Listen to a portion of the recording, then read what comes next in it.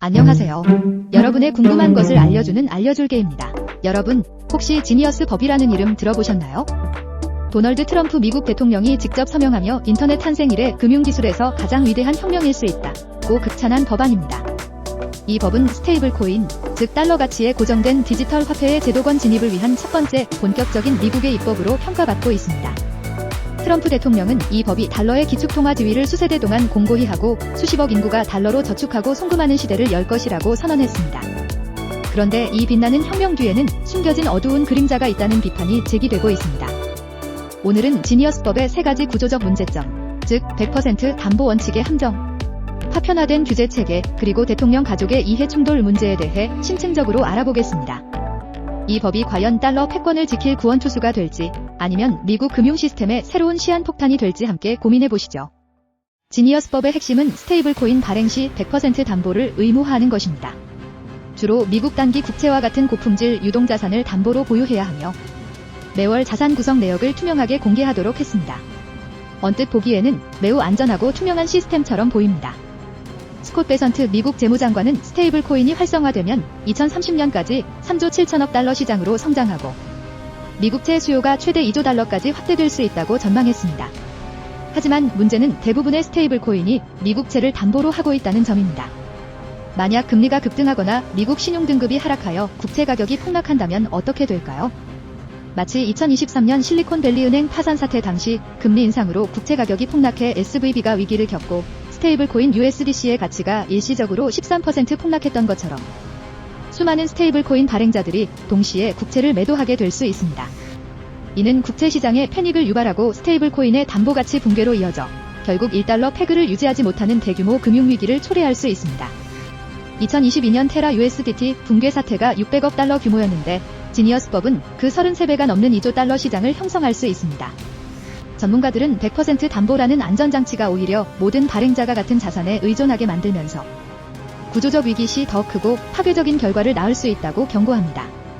또한 지니어스법은 허가된 발행인의 업무 범위를 엄격하게 제한하고 있습니다. 이들은 예치이자 지급, 고위험 자산 투자, 대출 등 고수익 고위험 금융활동이 금지됩니다. 이는 스테이블코인 발행사를 기존 은행이나 머니마켓 펀드와 직접 경쟁하지 못하게 하려는 정책적 의도가 반영된 것으로 풀이됩니다.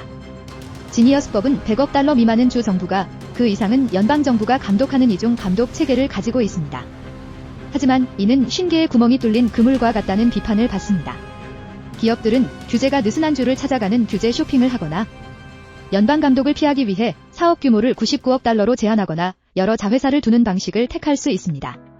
이러한 시스템은 19세기 미국 자유은행 시대의 악몽을 재현할 수 있습니다.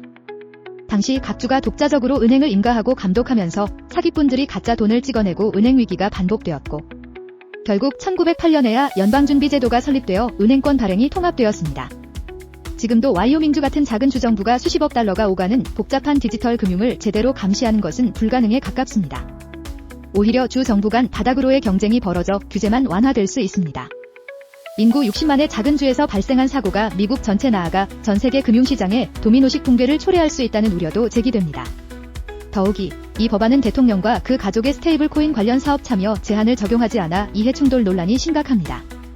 트럼프 대통령의 장남과 차남은 이미 가상자산 플랫폼을 설립하고 트럼프 민코인 및 자체 스테이블 코인을 발행했습니다.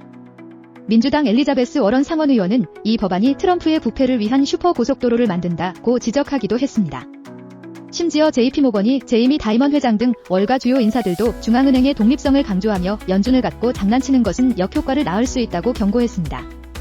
미국의 이러한 움직임에 중국은 홍콩을 통해 스테이블 코인에 우회적으로 접근하고 있고 러시아는 루블 연동 스테이블 코인을 출시했으며 일본의 메가뱅크들도 엔화코인을 준비하는 등 각국이 발빠르게 대응하고 있습니다. 우리나라도 스테이블 코인 도입을 논의 중이지만 발행 주체를 두고 의견이 엇갈립니다.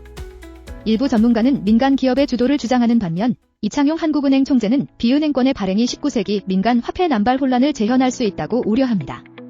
이재명 정부 입장에서는 대규모 국채 발행이 불가피한 상황에서 국채를 담보로 확보해야 하는 원화 기반 스테이블 코인이 큰 유혹으로 다가올 수 있습니다. 하지만 미국 사례는 우리에게 중요한 반면 교사가 되어야 합니다.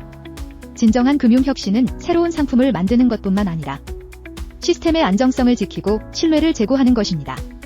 지니어스법은 혁신이라는 옷을 입었지만 그 옷이 안정성과 소비자 보호라는 기본을 충분히 담아내는지에 대한 근본적인 질문을 남겼습니다.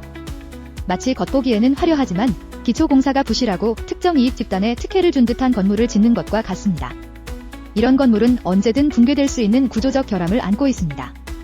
스테이블 코인 시장이 거대한 가능성과 함께 거대한 위험을 내포하고 있는 만큼 우리는 혁신을 맹목적으로 쫓기보다는 신중하게 위험을 직시해야 할 때입니다. 영상이 좋으셨다면 구독, 좋아요, 알림 설정 꼭 아시죠? 지금까지 알려줄게였습니다. 다음에도 좋은 영상으로 찾아오겠습니다. 감사합니다. 안녕.